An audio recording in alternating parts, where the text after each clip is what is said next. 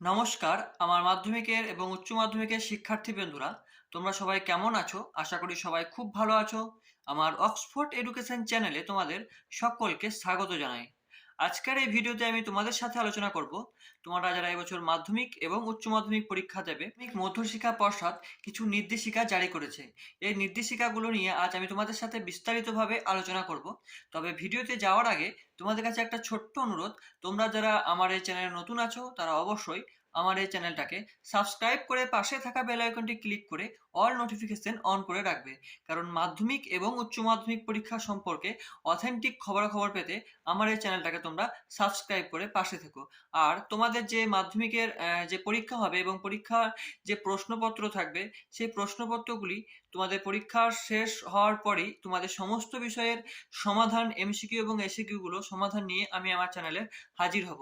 তাই তোমাদেরকে বলছি অবশ্যই চ্যানেলটাকে সাবস্ক্রাইব করে রাখো। তো চলো বন্ধুরা, যাওয়া যাক মূল আলোচনায়। তো তোমরা দেখতে পাচ্ছ যে লেখা আছে মাধ্যমিক ও উচ্চ মাধ্যমিক পরীক্ষা নিয়ে কি নির্দেশিকা জারি করা হয়েছে। এটা একটা আর্টিকেল। এই আর্টিকেলটা দেখো কি লেখা আছে।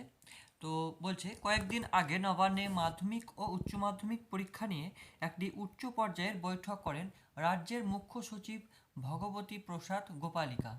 সেই বৈঠকে মধ্যশিক্ষা পর্ষদ ও উচ্চশিক্ষা সংসদের আধিকারিকরা ছাড়াও উপস্থিত ছিলেন শিক্ষা দপ্তর, পরিবহন দপ্তর, বিদ্যুৎ দপ্তর ও পুলিশের কর্তারা। সেখানে বিভিন্ন দপ্তরকে একগুচ্ছ নির্দেশ দিয়েছেন মুখ্য সচিব। প্রশাসন সূত্রে খবর, মাধ্যমিক, উচ্চ মাধ্যমিক ও মাদ্রাসার ফাইনাল পরীক্ষা চলাকালীন গ্রাম ও মফস্বল এলাকায় যাতে নিরবিচ্ছিন্ন বিদ্যুৎ পরিষেবা বজায় থাকে তা বিদ্যুৎ দপ্তরকে নিশ্চিত করার নির্দেশ দেওয়া হয়েছে। 2 নম্বর দেখো, পুলিশকে একটি বিষয়ে সতর্ক করে কড়া নির্দেশ দিয়েছেন মুখ্য সচিব। জানিয়েছেন, পরীক্ষার্থীরা নিয়ম বিরুদ্ধভাবে মোবাইল ফোন বা অন্য কোনো ইলেকট্রনিক্স গ্যাজেট নিয়ে পরীক্ষা কেন্দ্রে ঢুকছে কিনা তা পুলিশের কনস্টেবল পরীক্ষা করতে পারবে না, কারণ এতে পরীক্ষার্থীদের উপর মানসিক চাপ বৃদ্ধি পায়। পরীক্ষার হলের মধ্যে ঢুকে যাওয়ার পর বিষয়টি শিক্ষকরা পরীক্ষা করে দেখবেন। 3 নম্বর নির্দেশিকায় কি বলছে দেখো, প্রতিটা পরীক্ষা কেন্দ্রের সামনে একটি করে সিসিটিভি ক্যামেরা বসাতে হবে। সেই ক্যামেরার ফুটেজের উপর সব সময় একজন কনস্টেবলকে নজরদারি চালাতে হবে। এই কাজে সিভিক ভলেন্টিয়ার নিযুক্ত করা যাবে না বলে জানিয়েছেন মুখ্য সচিব। 4 নম্বর কি বলছে দেখো, পরীক্ষা কেন্দ্রে পরীক্ষার্থীদের অভিভাবকরা প্রবেশ করতে পারবেন না। 5 নম্বর, পরীক্ষা কেন্দ্রে অশান্তি, টুকলি ইত্যাদি সমস্যা যাতে না হয় তা নিশ্চিত করতে বলা হয়েছে পুলিশকে।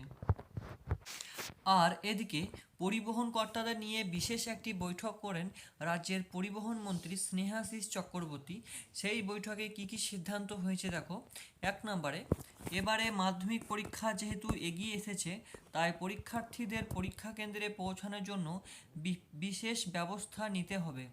2 নম্বর, পরীক্ষার দিনগুলোয় ভোর 5টা থেকে সরকারি বাস ও ফেরি চালানো হবে, যাতে পরীক্ষার্থীদের পরীক্ষা কেন্দ্রে পৌঁছতে সমস্যায় পড়তে না হয়। 3 নম্বর, মাধ্যমিক, উচ্চ মাধ্যমিক ও মাদ্রাসা পরীক্ষার সময় রাজ্যে অতিরিক্ত ট্রেন চালানোর আবেদন জানানো হয়েছে পূর্ব রেল, দক্ষিণ পূর্ব রেল ও উত্তর পূর্ব সীমান্ত রেলকে।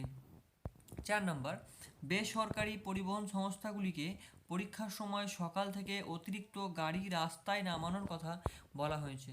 তো বন্ধুরা, এই ছিল তোমাদের মাধ্যমিক ও উচ্চ মাধ্যমিক পরীক্ষা সম্পর্কে মধ্যশিক্ষা পর্ষদের নির্দেশাবলী।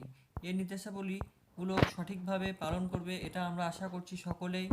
এটা হলে তোমরা সকলেই পরীক্ষা কেন্দ্রে সুষ্ঠুভাবে তোমাদের পরীক্ষা কেন্দ্রে পৌঁছে পরীক্ষাটা দিতে পারবে। তো বন্ধুরা, ভিডিওটি ভালো লাগলে অবশ্যই ভিডিওটাকে লাইক করে দিও। আর চ্যানেল নতুন হয়ে থাকলে অবশ্যই চ্যানেলটাকে সাবস্ক্রাইব করে পাশে থাকা বেল আইকনটি ক্লিক করে অল নোটিফিকেশন অন করে রেখো। তো চলো বন্ধুরা, আজ এই পর্যন্ত। দেখা হবে আবার পরের ভিডিওতে। তোমরা সবাই ভালো থেকো, সুস্থ থেকো, সাবধানে থেকো। Thank you so much.